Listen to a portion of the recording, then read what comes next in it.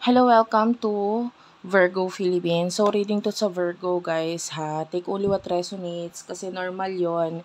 Hindi ko talaga makuha lahat ng energy ng Virgo sa mundo. So, kung gusto mo, pwede ka naman magpa-personal reading kay Jing Tarot Reader. Friend ko yun, guys. Hindi ako yon. Pero siya yung open sa personal reading. Pwede mo siyang i-message sa Facebook or sa TikTok or kung saan sa Messenger yan, kung saan pa. Meron din siya mga cellphone number. Basta i-check mo na lang dyan sa description box. And, bago ako magsimula, ihingi ako ng paumanhin, ng pasensya. Dahil yung kamay ko hindi ready. Medyo pangit siya tignan. Yan, kasi gumawa po ako ng mga evil eyes na ganito. Hindi pa to ready, pero soon ma-avail niya siya sa aking TikTok shop. Okay, pangontra po, mga pampa-protection. Ayan. But anyway, gumawa ako ng mga ganyan. So, medyo marumig yung kamay ko dahil sa color na ginamit ko dyan. Anyway, take only what resonates. Ano ang meron sa ating mga Virgo? Mga Virgo, Sun, Moon, Rising, Venus, and Jupiter Virgos. Please, Spirit Guides, Angel Guides. Para sa mga Virgos, ano yung mga messages para sa mga Virgos? Ito, love reading. Kunin natin yung situation mo, situation ng person mo. Okay, situation mo.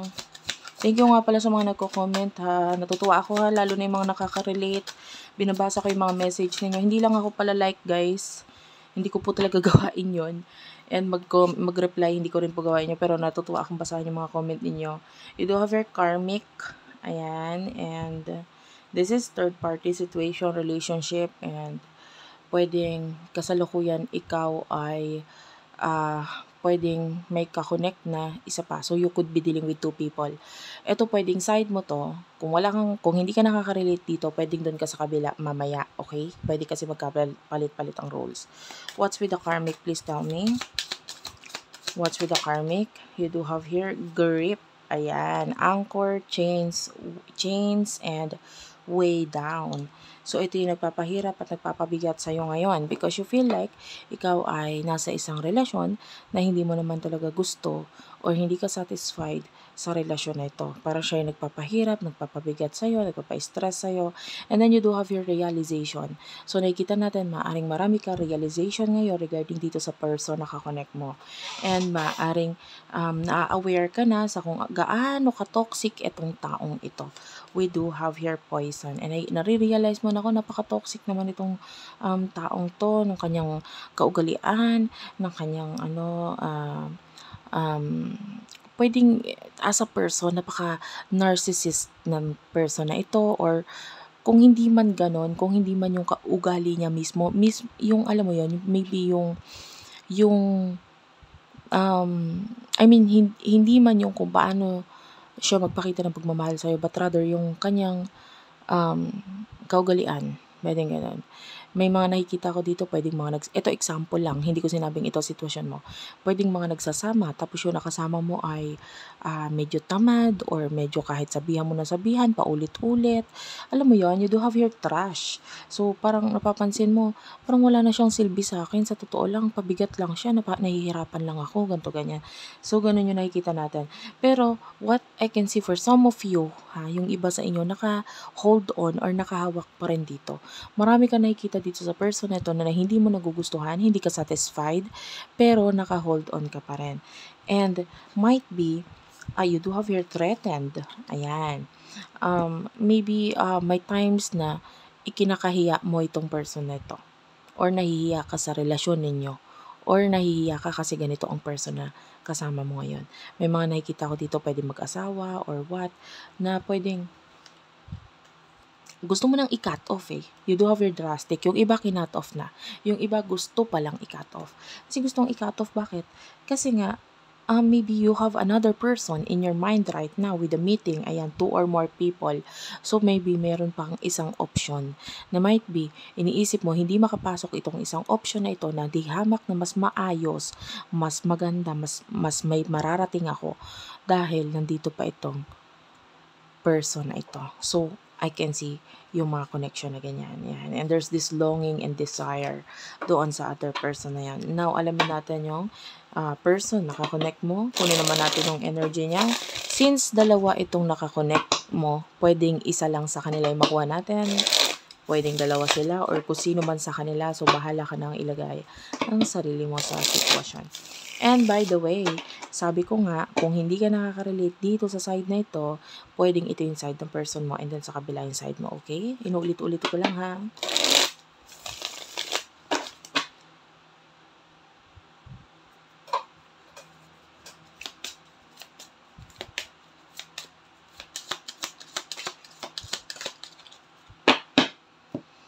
Okay. Okay, this is your person. There's unconditional love mula dito sa taong to. Mahal ka niya. Mahal ka niya. And mahal ka niya. Yun. You do have your toxic. Wow. Why do I feel na itong person na ito could be dealing with toxic situation ngayon sa buhay niya? Hindi siya okay ngayon. Mahal ka niya pa, hindi siya okay ngayon. Situation niya, hindi siya okay. May mga tao sa paligid niya na nagpapakita ng kaugalian na hindi niya gusto. Napaka-toxic. Gusto niya ring alisan. This could be another relationship. This could be related sa work, career. But nakikita natin yung person na ito with anxiety is currently, hindi niya alam kung anong gagawin niya. Medyo nahihirapan siya, no? You do have your done and lesson learned. So, maaaring kung hindi lang ikaw may realization, pati itong taong to may mga nare-realize siya ngayon. And this person, you do have your begging with a negotiator. I feel like, I don't know, it sounds like a beggar kind of energy. So, pwede nakakaranas siya ng paghihirap ngayon. May mga kinalaman sa legal. Ayan. And, pwedeng nakakakita rin tayo ng, kung siya ay may relationship din na iba, you do have your irreconcilable differences. So, this is divorce, final. And kung, ayan, like what I've told you, pwedeng dalawa yung kakonect mo. And, pwedeng alin doon yung nakuha kong energy. Ngayon, pwede rin naman kasi dalawa nga yung energy pwedeng lumabas. Nakuha ko rin yung isa. Which is, dito sa part na ito, doon sa dalawa mong kakonect, yung isa nakikitaan natin ng mahal ka niya eh. Pero ang toxic ng relasyon nyo. You know? Or toxic talaga siya. Pero mahal ka niya. Diba? You do have your anxiety. So, pwedeng itong person na ito is kind of like hindi niya rin alam ang gagawin niya. Kung ito punta tayo dun sa ang kakonect mo na toxic. Okay, yun sa kakonect mo toxic. I feel like hindi siya makaalis basta-basta sa situation niya or hindi niya alam kung anong gagawin niya. Yun lang. Hindi niya alam kung anong gagawin niya. Nakakita rin ako sa kanya ng mga kinaaadikan or could be vices, ayan, bisyo. Yung cellphone, masasabi nating bisyo na rin yun eh. Lalo na kung wala naman, buong araw halos puro ka cellphone, tapos wala ka naman ginagawa sa cellphone na something like hindi mo naman ito pinagkakitaan or what, or alam mo yun, yung basta na lang cellphone lang ng cellphone, pwedeng yun. Yan, gaming, so that could be also something na kinaadikan. And you do have your done, so this person is like yung iba kasi nagkakaroon na ng separation. Pero yung person na ito, anytime, parang ready siya na magkaroon ng separation. Parang anytime. Kasi why? Kasi parang napuno na rin siya eh. Dahil sa mga pagkakaiba ninyo. Ayan yung nakikita natin. Okay? And, yung iba sa inyo pwede may mga may mga usapin like maybe may children, may pagbubuntis, may pregnancy, so may ganun tayo nakikita. So kaya as much as possible is naka-hold on, might be ikaw, naka-hold on ka because of doon sa mga binanggit ko na na rason. Okay? And gagamit ako ng ibang cards. Hindi ko alam kung talagang makaka-relate ka, guys. Kunin mo lang kung saan ka doon nakaka-relate. Ano yung emotions mo towards this person? Anong gusto mong mangyari?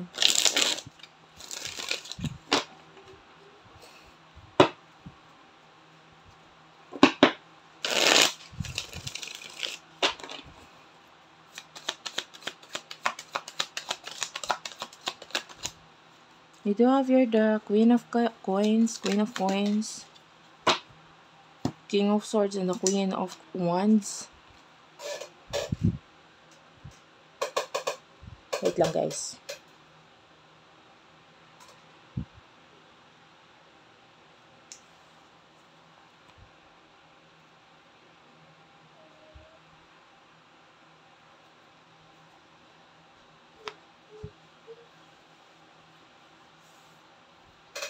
Okay, so meron tayo dito ang King of Swords, Queen of Wands, and Queen of Coins. King of Swords pala. So, itong tatlong person na ito, this is showing us you. You could be in a position na medyo mataas yan. Kung makikita mo, it's a queen, king. Ayaw mo magpatalo, ikaw yung person na mataas. And, although mataas ang ego mo talaga. Pero kasi kaya mo yung sarili mo eh. Alam mo na kaya mo yung sarili mo. So, this time, mataas ang tingin mo sa sarili mo na parang hindi ka magpapatalo dito sa taong to. Mataas ang ego mo. With the strength card, I feel like you also have these people around you na kind of like nagpo-protect sa'yo. Na parang sige, kahit umalis ng taong to, kahit mawala siya sa buhay ko, okay lang. Kasi meron man akong mga kaibigan. Meron naman akong yung iba may katrabaho, may mga empleyado, kung ano naman doon. Na, with these people, alam kong kaya ko. Alam kong masusolusyonan ko. Or, magtutuloy-tuloy kung ano man yung mga bagay sa akin kahit wala ka. So, this is regarding the toxic people, the toxic person na kakonect mo. Na parang tingin mo, kayang-kaya mo naman kahit wala tong taong to. You are both the king and queen. Diba? Especially financially, especially pagdating sa career, maaaring okay ngayon at stable ang career ng iba sa inyo. When regards to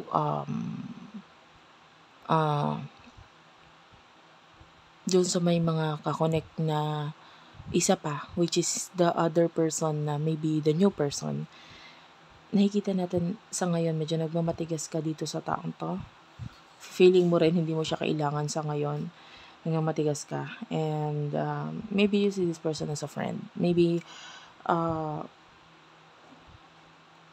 if you're dealing with two people, maybe you're not that interested doon sa taong to ngayon. This could be a new person. Pero, you know, kasi gusto mo na, you are already mature enough na parang yung mga ganong klaseng sitwasyon or relationship na parang mga bago, parang hindi ka na masyadong interesado. Okay? So, let's move on. Ano namang gustong mangyari at emotion sa'yo ng taong to? Dalawa yung nakukuha natin, guys. Ulitin ko lang. Alin man doon.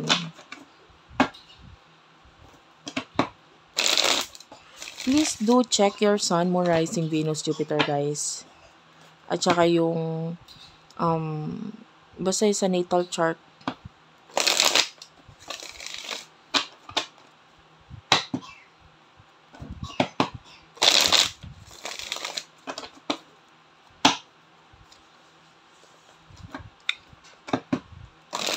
Siguro one of these days, magpa-avail na rin ako sa TikTok sa TikTok shop ko ng like maybe a bracelet na pwede mong i-avail and then mabibigyan kita ng guidance through your astrological chart, no?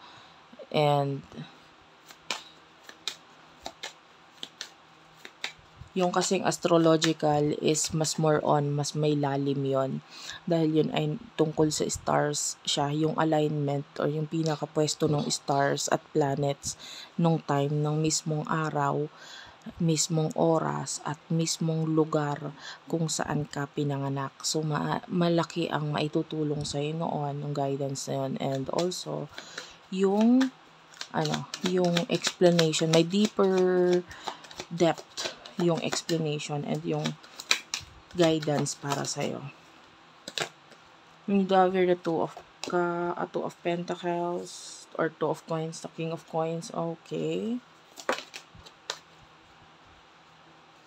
Eight of Coins, the Star, and the Ten of Coins. Regarding this person, doon tayo sa new person muna. Or, yeah, the new person. This person is all about money. Nagpo-focus siya sa mga dreams niya, sa pangarap niya, sa mga gusto niya magkaroon ng maraming income. Especially itong Ten of Pentacles is nasa ilalim siya ng the Star, which is yung dreams, pangarap. Gustong mangyari nitong taong to. Gusto niya magkaroon ng malaking pera, ng malaking source of income, career, money, business. And nag-work hard siya. Ito yung current situation niya, na nag-work hard siya. Ang pina-priority niya is magtrabaho ng maayos, mag-work hard ng maayos para magkaroon ng stability, ng this is weird. May same kayo, pareho kayo ng energy nitong taon to kasi pareho kayo ng mas more on pera ang concentration ngayon, especially with the King of Pentacles and the Queen of Pentacles. So ang focus niyo is pera. Gusto niyang sa'yo kasi nakakita na tayo ng stability, pero sa kanya parang gusto niya ng mas more on lumaki pa yung kanyang career or ang kanyang money. So how about the toxic person? Dalawa yung person natin, guys. You do have the Star, Aquarius energy, this is the Two of Cups. This could be a relationship. Pwede magka-relasyon nga kayo nitong taon to, no? The toxic person. And you do have the Five of Cups. This person, hindi siya masaya sa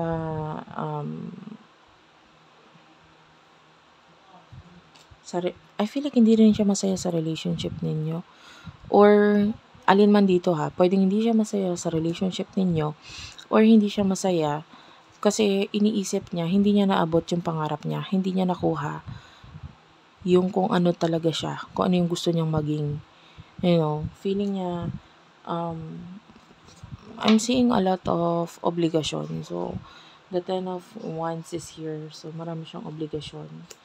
So, I want to know, bakit hindi siya masaya sa relationship?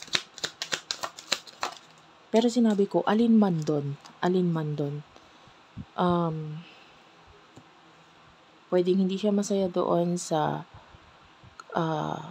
yung iba sa inyo ha. Yung iba sa inyo, itong taong to, hindi lang siya masaya sa relationship ninyo.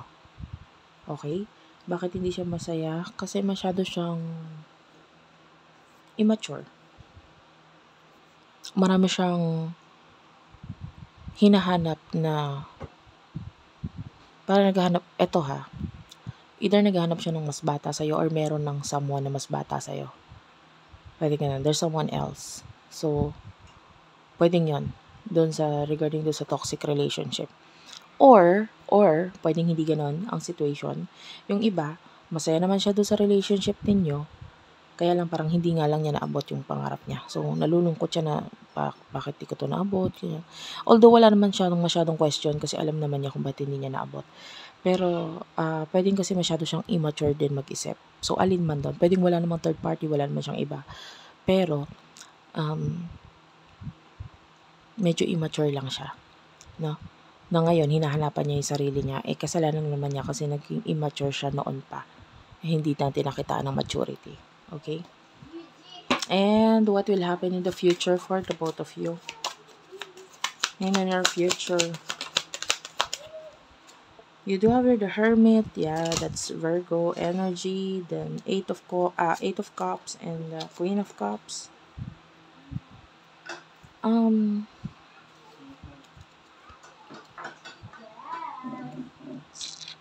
I can see separation sa iba. There's this message here. Separation, yeah, marriage, yung iba marriage, I can see family. Ten of Cups is showing here, so that's family na pwede magkaroon ng separation or pag-end. And this would give you a lot of stress, disappointments, kalungkutan. And over the Strength card, and nakikita natin na magiging mas matatag, matapang ka in the near future.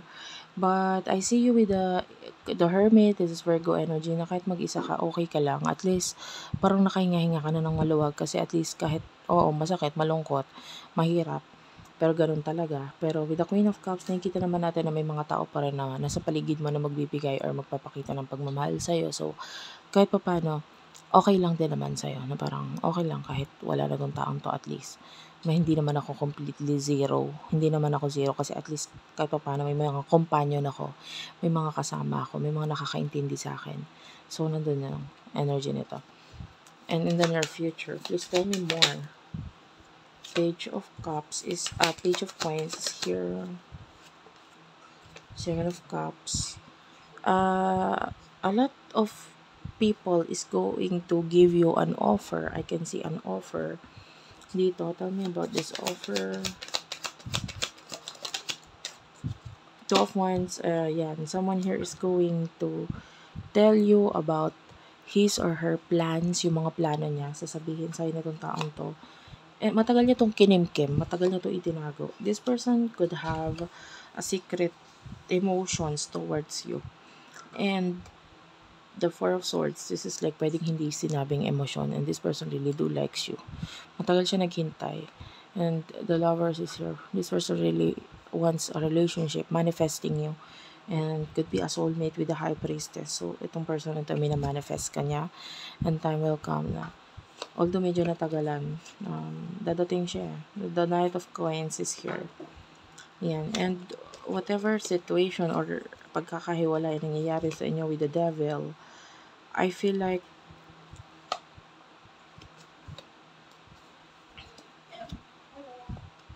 the Death card is here.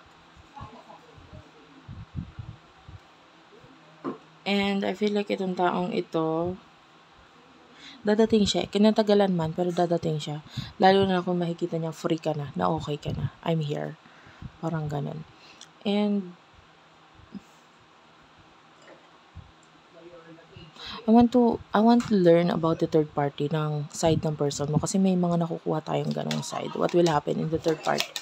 In the near future, pagdating sa third party situation nila, ayan, that's why, magkakaroon din sila ng problema. So, kung may kakonek yung person mo, magkakaroon din sila ng problema, especially money, Four of Pentacles or Four of Coins. Three of Wands is here.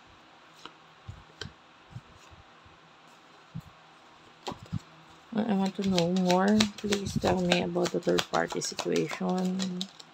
Third person, ayan. Nakikita natin yan, Nine of Wands. This is some sort of challenge. Yung magkakaroon ng problema, like, hindi okay talaga na energy dito. And the Hierophant, this is like, kung mapapansin mo, it's like the same energy. Ayan, parehong matanda. Parehong matured.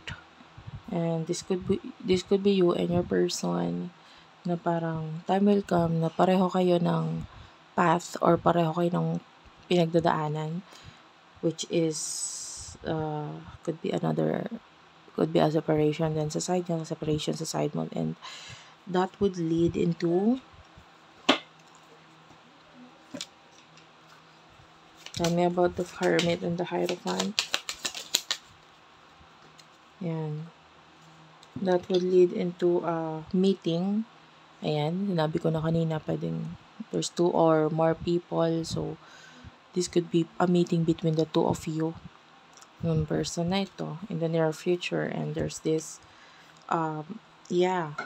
legal and divorce. So, maybe may meeting and discussions, yan, mababasa mo dito, there's this word discussion or pag-uusap regarding mga legal na bagay or mga regarding sa mga problema ninyo na kanya-kanya, which is irreconcilable differences. So, that could be um, uh, hindi na mababalik pa na relationship. Yan. Yung iba sa inyo, this could be a conversation between you and the toxic one, toxic relationship.